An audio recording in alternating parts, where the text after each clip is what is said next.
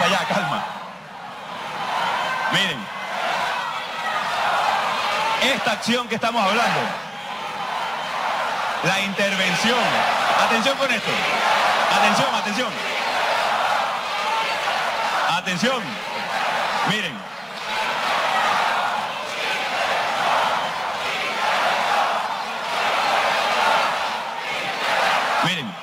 atención con esto, atención con esto, que no se haga, y la intervención ya está pasando en Venezuela, es la de los cubanos en Venezuela. Ahora, todas las acciones que sean necesarias las vamos a ejercer para liberar definitivamente a Venezuela. Todas las acciones responsablemente. No vamos a permitir que sean otros los que se apoderen.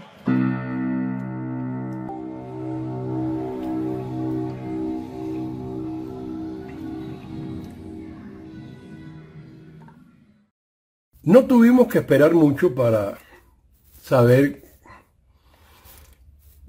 qué se traía en la ola el amigo Juan Guaidó, el Salvador Juan Guaidó, el superhéroe.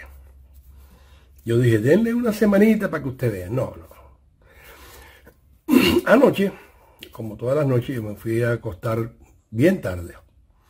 Y a golpe de 3 de la madrugada suena el teléfono insistente del celular. Insistentemente, yo lo tengo cargando lejos de mi cama, como dicen que hay que hacer, para que no explote o para que no le revienten uno las neuronas que ya están demasiado reventadas en mi caso. Entonces, sonaba el celular y sonaba el celular y sonaba el celular. 3 de la mañana. Y entonces, por fin, alguien se murió, está pasando algo a la familia, no sé.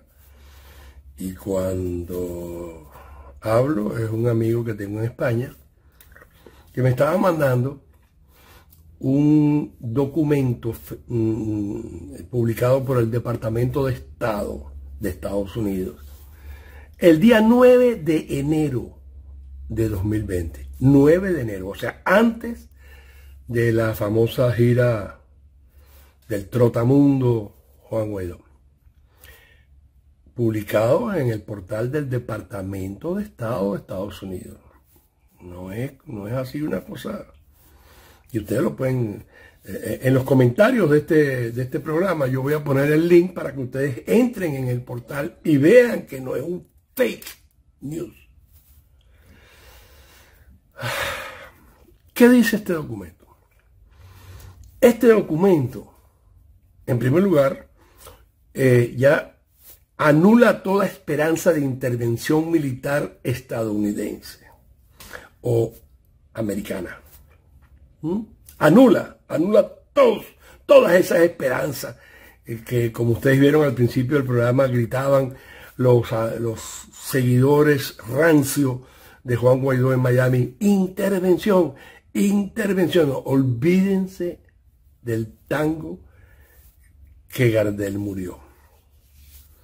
O como hubiera dicho mi abuela Carmelina: al carajo albañiles que se acabó la mezcla. Es así. Es triste. Yo he venido diciendo durante todos mis programas y mis escritos, y no de ahora, desde hace muchos años, he venido diciendo que no se puede poner las esperanzas en ningún gobierno extranjero. No en los estadounidenses, en el gobierno norteamericano, no. En ningún gobierno. Y así lo decía el doctor Gene Sharp.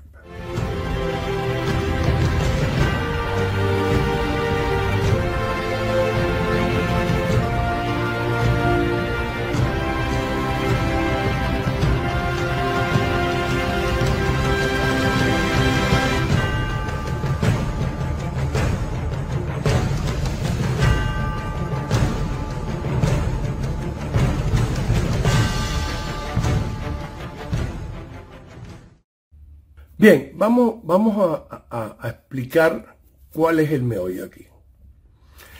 El meollo aquí es que, como decía Tony de Varona era el Juan Guaidó de Kennedy, o sea, el que iba a ser el presidente interino de Cuba, si la invasión de Bahía de Cochinos lograba capturar una cabeza de playa en Playa Girón, en la Ciénaga de Zapata, provincia de Las Villas, a muy pocos kilómetros de nuestro pueblo natal, Cienfuegos. Nosotros veíamos las bombas y las cosas como si estuviera pasando en el patio de nuestra casa. Después de la traición de Kennedy, que fue horrible, fue nefasta, fue miserable, le preguntaron a Tony de Varona, bueno, ¿ya usted qué cree de los americanos? ¿Siguen siendo buenos para usted? Y Tony de Varona le respondió, los americanos no son ni buenos ni malos, son americanos. Ellos tienen sus intereses, nosotros tenemos los nuestros. No siempre coinciden. Es más, en la mayoría de los casos no han coincidido los intereses de los americanos con los intereses nuestros. Y hemos sufrido las consecuencias. ¿Cuál es el problema aquí? ¿Cuál es el problema aquí? El problema aquí es que hay muchos intereses.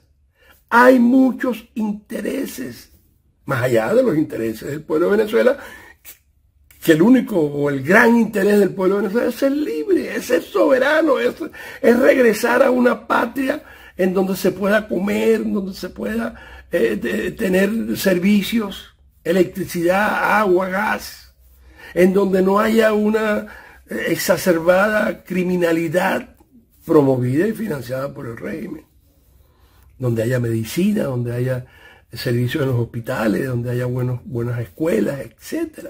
Ese es el interés del pueblo venezolano.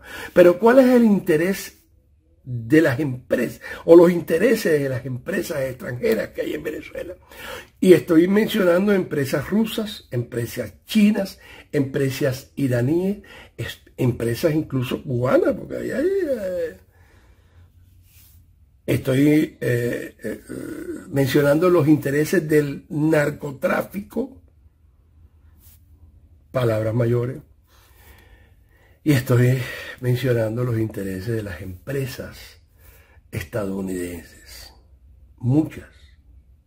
En adición a esos intereses de las empresas que he mencionado, están los intereses de la oposición.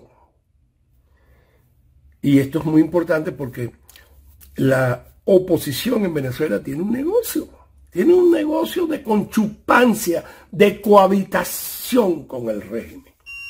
Y eso da muchos dividendos. Pero más allá de los intereses económicos o de chanchullo, de corrupción, corruptela, lo que ustedes quieran llamar, están intereses políticos. Por ejemplo, en una Venezuela libre, y ya vamos a ver lo que dice el documento del Departamento de Estado, en una Venezuela libre lo primero que se haría, si es que nos dejan, sería escudriñar el padrón electoral, que fue inflado en el año 2004 para el referéndum revocatorio, aquella farsa, en más de 5 millones de electores chimbos. Y en el año 2012, para las elecciones presidenciales, la farsa electoral presidencial entre Capriles y Chávez, se hizo una inspección de ese padrón, se supone, dicen que hicieron una, y se firmó un acta, que nosotros bautizamos como el acta de la traición, que todavía descaradamente, como una bofetada a todos los venezolanos, está publicada en el portal del Consejo Nacional Electoral.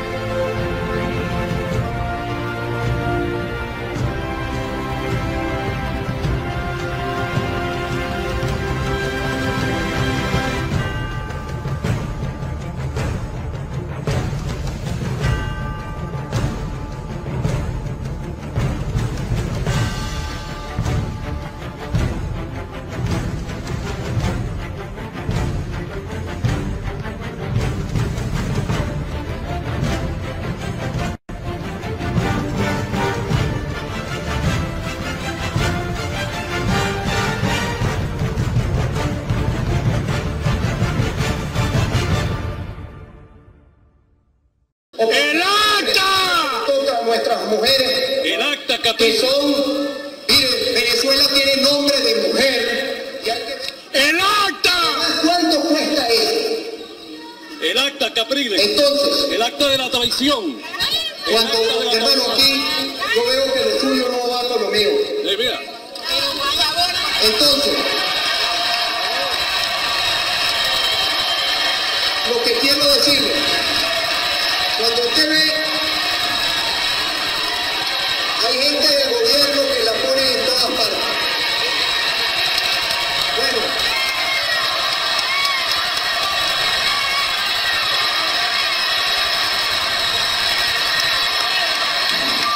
miren, vamos aquí, vamos a sentarnos, quédense tranquilos, vamos a sentarnos. ¡El acta!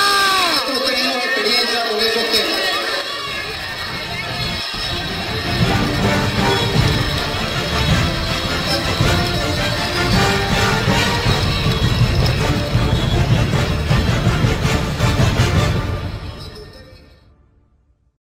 ¿Tú has oído hablar, perdona que te interrumpa, tú has oído hablar del acta de la traición?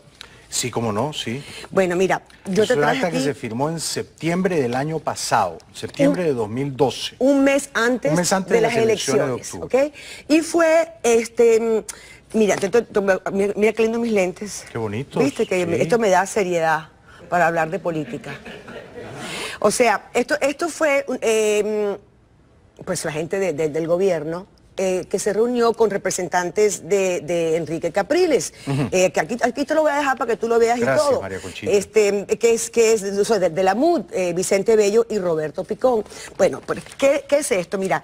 ¿Por qué la llamas acta de la traición? No sé, ¿A qué se comprometieron? Yo allí? creo que el nombre es sobre todo para llamar la atención y para que más gente. Déjenme quedarme los lentes porque me encantan. ¿Cómo me veo? ¿Bien? Muy bien, Bueno. muy bien. Entonces, el acta de la traición es porque un mes antes de las elecciones se reunieron los del régimen con la MUD. Con la Mesa de Unidad con Democrática. Sí, los que nos representan a nosotros. Para hablar sobre que había 1.500.000, creo, bueno, sí, 1,5 millones de personas que votan, que no estaban en el registro electoral con su huella. O sea, tú tienes que estar, para votar en las elecciones, tienes que tener tu huella en el registro electoral, para que luego cuando vayas a votar, tú en el capta huellas, tú pones tu huella y la pueden comparar con la que hay en el registro electoral. Claro, claro, pero ese 1,5 millones era precisamente el bolsón para hacer el fraude. Para hacer el fraude. Entonces, ¿por qué lo llama el acta de la traición? Porque ya aquí están todos, aquí están las iniciales, aquí está, mira, no encontrándose objeción alguna, se levanta la presente acta, dejándose expresa constancia de la transparencia del acto, indicándose que no hay ningún indicio de que los electores sin huellas de identidad afecten negativamente al evento electoral, elección presidencial, 7 de octubre de 2012. Se firma en señal de aceptación y conformidad. O sea, ¿tú crees que En representación, perdón, del candidato Enrique Capriles Radonsky, aquí está la firma de Vicente Bello, su cédula de identidad, Roberto Picón, aquí está todo, mira, aquí están los números. ¿Tú crees que ellos no debieron haber firmado eso? Pero bueno, ¿cómo van a haber firmado esto si aquí hay 1,5 millones de votantes que no... Fraudulentos. Fraudulentos. Y dicen, porque Capriles es el presidente de Venezuela, dicen que Enrique... los rojos, que perdió por 200.000 votos. Sí. Y aquí hay 1,5 millones que no sabemos un carrizo de dónde son, pueden ser chinos, colombianos, iraníes, sí, del Hezbollah, cubanos, de todo. ¿Qué dice esa acta en esencia? Esa acta dice que descubrieron entre una acta firmada por la MUD, por el PSUV y por el Consejo Nacional Electoral. ¿Qué dice? Que se descubrieron poco más de 1,5 millones de electores chimbos, inexistentes, sin cédulas, sin huellas dactilares, sin cumplir con los parámetros y las normas que exige la ley para registrar a los electores en el padrón electoral. Pero que esos electores no afectarían para nada los resultados de las elecciones, bueno, mencionan exactamente o específicamente las elecciones del año 2012 entre Capriles y Chávez. Pero de ahí para adelante, bueno, sirvió para las elecciones del 2013. Fíjense, en una protesta que hizo Capriles y que introdujo ante el Tribunal Supremo de Justicia, menciona el hecho de que hubo una alteración en más de 1,5 millones de electores en el padrón electoral y que por eso las elecciones con Maduro, no la de Chávez, esas fueron limpias, según Capriles, pero que hubo un manejo en el padrón electoral con la inclusión de 1,5 millones de electores inexistentes, sin huellas, sin esto, sin lo otro, y que eso afectaba a los resultados. ¿Por qué? Porque a él le prometieron, mire, usted llegue y diga que las elecciones con Chávez fueron limpias, las del 2012. Chávez va a morir, porque lo murieron en Cuba. Los Castro lo murieron en Cuba. Y su cuerpo está en la gaveta número 486 del CIMEC. Y después que Chávez se muera, vamos a unas elecciones y usted será el presidente de Venezuela. Y el gran pendejo se lo creyó. Y cuando va para la farsa con Maduro, le pintaron soberana paloma. Le hicieron la señal de costumbre. Y ahí entonces él pataleó un poquito ahí hasta que lo neutralizaron. Sabrá Dios cómo, no sé, no me consta. Lo neutralizaron y entonces se quedó todo eso así. Hay más repercusiones sobre las elecciones en Venezuela, el duro discurso que daba el candidato Enrique Capriles, quien aseguró que no va a reconocer el resultado hasta tanto no se cuente el último voto. Así es, con una participación cercana al 80%, el resultado fue muy ajustado, una diferencia de votos de apenas poco más de 200.000 votos, por eso es la exigencia de Capriles que se haga el conteo voto a voto. Esto decía. Quiero decirle al candidato al gobierno, el derrotado el día de hoy es usted, y se lo digo con toda firmeza. Usted es el derrotado, usted y su gobierno. Y lo digo con toda la firmeza, con todo el compromiso, con toda la transparencia. Nosotros no vamos a reconocer un resultado hasta tanto aquí no se cuente cada voto de los venezolanos, uno por uno. Nosotros le exigimos al Consejo Nacional Electoral que aquí se abran todas las cajas y que cada voto de Venezuela sea contado. Pero en una Venezuela libre, que se vaya a inspeccionar el padrón electoral y se descubra que no es que había 1,5 millones de electores chimbos, sino más de 5 millones de electores chimbos. Más de 5 millones. Y esos estudios se hicieron en la Universidad, en el año 2004, la Universidad Central de Venezuela, y el profesor Mosquera publicaron unos estudios donde era imposible que hubiera esa cantidad de electores en Venezuela. ¿Cómo queda la oposición ahí?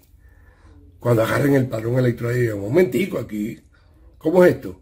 Nos han llevado a un matadero de manera contumaz durante todos los años, desde 2004 por ejemplo, por lo menos. Y ustedes decían que yo saqué tantos votos y el otro sacó tantos votos y los votos no daban, la cuenta no daba, nunca dio. Entonces ahora ¿cómo lo explican? ¿Cómo lo explican?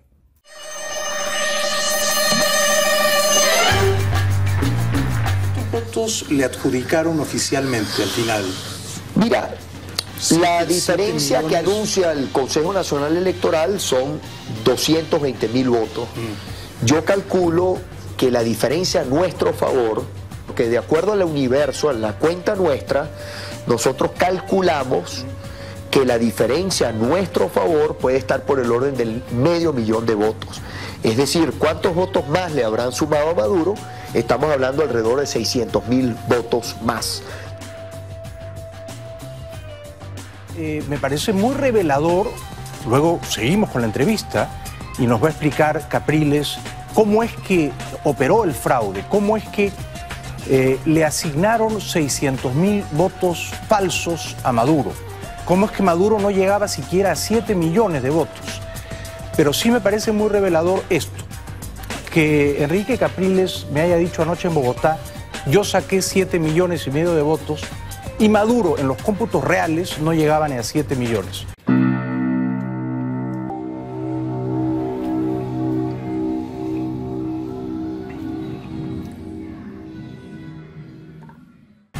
Regresamos con eso después de la pausa. En el cómputo real, limpio, no en este cómputo tramposo donde una persona vota 10 veces o donde un fallecido vota, ¿cuántos votos realmente cree que sacó usted, presidente Capriles? No, yo saqué... ¿Cuántos sacó Maduro? Claro. Más o menos. Claro, Jaime, lo que no me dan a mí no me regalan los votos. Nosotros, los votos nuestros son los que están allí, claro, obviamente. Más bien pudieran habernos quitado. Usted podría haber sacado 8 millones de votos, bueno, y no 7.300.000. Bueno, no lo veo así, porque yo lo veo sobre la base de la participación, que a mí me genera este proceso de votación. Este proceso tuvo prácticamente la misma participación que el proceso electoral con el presidente Chávez. Y está... Digamos, todo esto, repito, se confirma en los cuadernos de votación, pero el gobierno o el partido oficial, cuando el presidente Chávez no era candidato, tenían en su participación una merma de alrededor de 40%, ¿no? O sea, 40% de la votación caía porque el presidente Chávez no era candidato. Bueno, esto es una elección nacional y podemos decir, bueno, vamos a ver cuánto es la participación. El tema es que nosotros no repetimos la misma votación de octubre. Yo incrementé mi votación de octubre, claro, son 800.000 votos, casi 1 millón de votos de allá que nos trajimos para acá. Cuando tú lo ves, cuando tú ves el resultado global, yo digo, bueno, nosotros sacamos allá, tenemos alrededor de 7.400.000 votos. Okay. Lo que a mí no me cuadra son los votos de Maduro. Si estoy porque Maduro pareciera que no tuvo... Maduro no llega a 7 en el cómputo real. Porque yo digo, Maduro, visto lo que yo veo, esa votación que incrementa superior en esas mesas, que incrementa más la votación de Chávez, yo digo, un momentico, esos electores no existen. Esos electores son sumados sobre la base de una irregularidad en el proceso. Demostradas ampliamente. Entonces, ¿cuántos votos yo saqué? Bueno, yo digo, hagamos el caso que esos son mis votos. 7.400.000.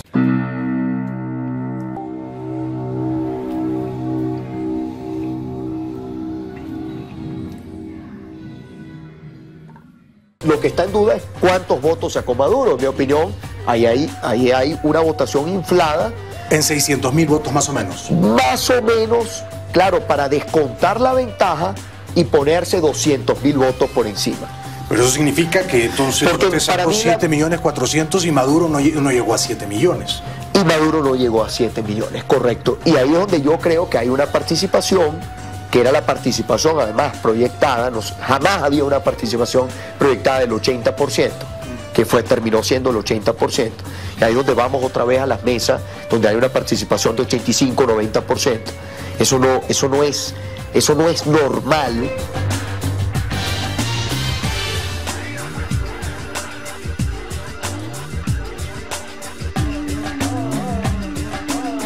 Yo me quedo con este número, ¿no? Me parece que fue muy revelador. El presidente Capriles nos dijo anoche en Bogotá que él sí sacó 7.400.000 votos, pero que Maduro no llegó a 7 millones de votos. Sacó 6.800.000.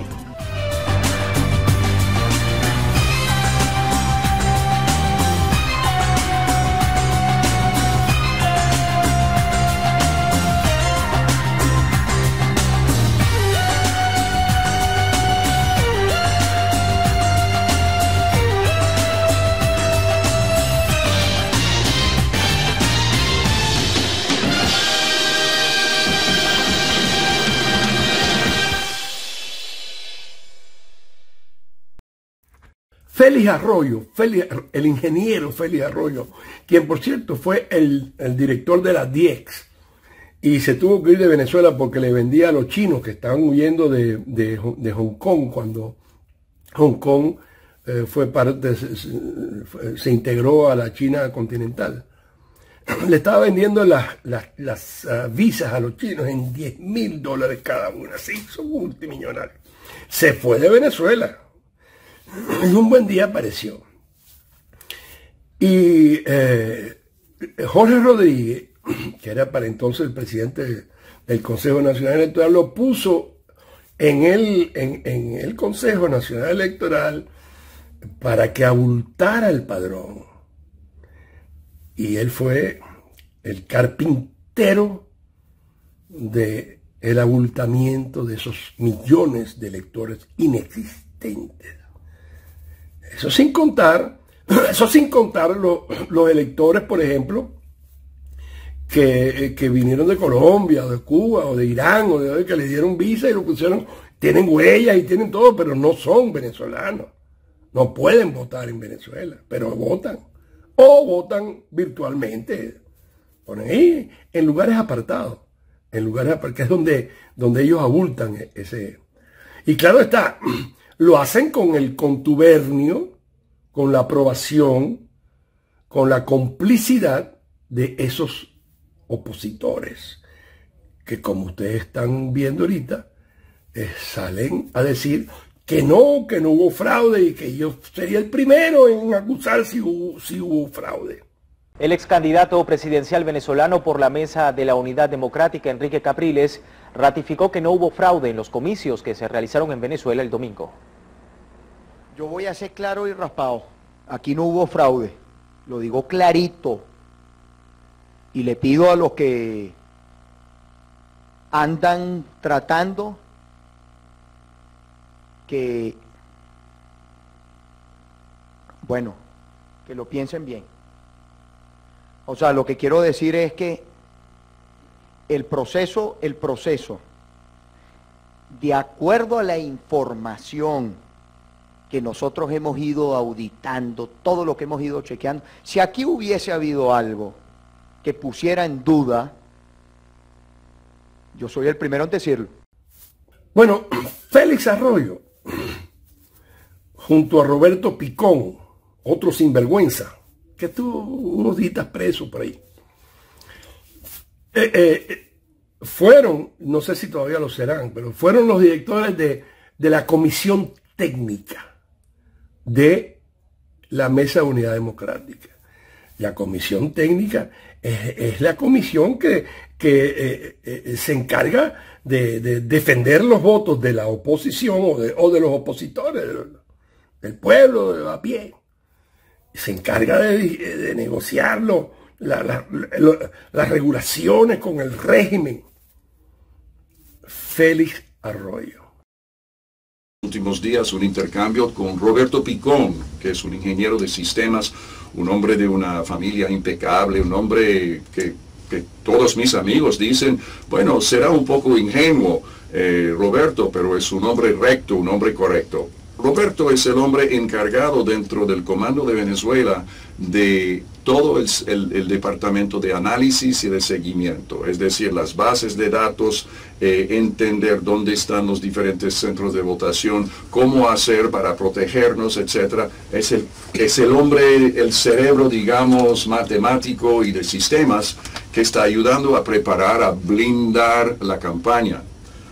Pero el mismo Roberto Picón cree que todos los miembros de la Comisión Técnica de la Mesa de la Unidad, y aquí quiero hacer hincapié en la diferencia entre la Comisión Técnica, que es la sala de máquinas, donde se toman decisiones, donde se negocia con el CNE las condiciones, y el resto de la MUD con un poco de políticos que son yes men o que obedecen a distintas motivaciones.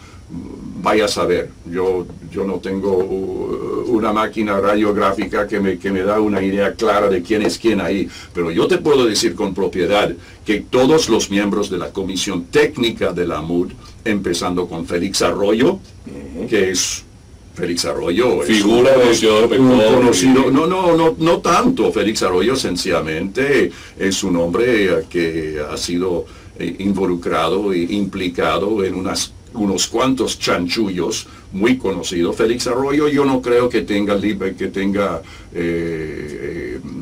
lealtades políticas o está coaccionado, simplemente lo hace por dinero. Félix Arroyo durante años era el hombre de más peso en el CNE, era hombre de confianza de Jorge Rodríguez y de Félix. Representante de la oposición.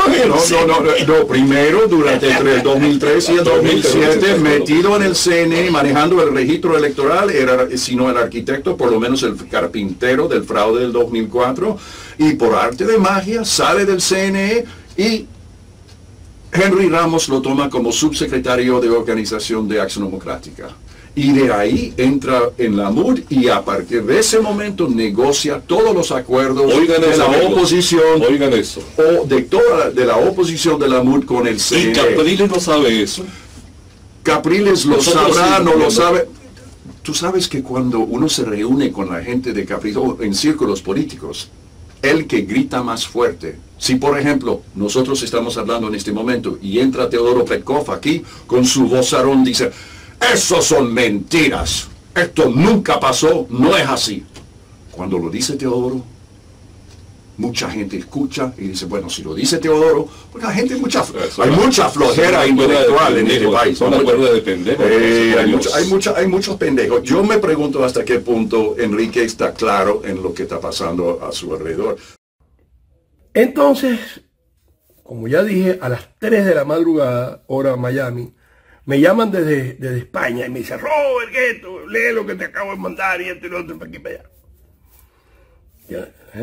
No es que yo no lo pudiera creer, es que yo no creí que fuera tan rápido y fuera tan descarada la situación. Porque ya ustedes verán que tiene fecha del 9 de enero de 2020. O sea, antes de que Guaidó saliera de viaje por ahí, con tu familia y con todo el mundo. Y entonces, ¿qué es lo que dice eso? Que hay que hacer unas elecciones libres, transparentes, que hay que conformar un nuevo CNE. Ahí no lo dice, pero ya lo han dicho por otros lados. Leopoldo Martínez lo dijo, que 2 directivos del PSV, 2 directivos de la oposición, no sé cuál oposición, si será la oposición de la CLAP o no sé, y un directivo independiente. Bueno, yo no sé ustedes, pero yo creo que le están tomando el pelo, o dicho en criollo, les están mamando gallo, del bueno.